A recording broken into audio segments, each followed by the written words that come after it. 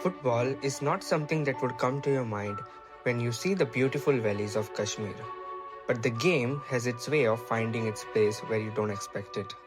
The valley was ravaged by devastating floods in 2014. The future looked dull and gloomy for the Kashmiri youth. There were a lot of hardships, but most of all, the one thing that the valley needed was a sense of purpose. The very sense of purpose that these two guys brought to Kashmir.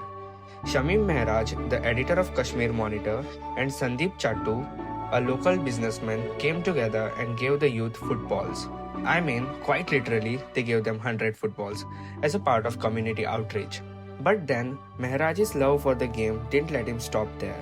He gathered a few local players and somehow convinced his friend Chattu that it would be a good idea to start a football club in Srinagar. If you have a rational mind, you would know that this was a terrible idea, both financially and logistically, with all the difficulties in the Kashmir Valley.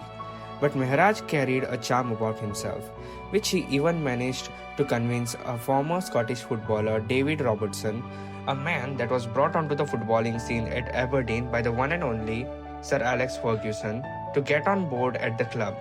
Not only did he join the club as a manager, he also got his son to join as a player.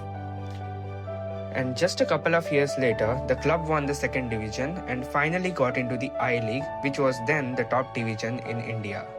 Real Kashmir FC was now no longer a dream. It was a reality for all the Kashmiris who yearned for hope, for a sense of purpose, and for a sense of belonging. Real Kashmir FC is an unreal story of grit, determination, and passion.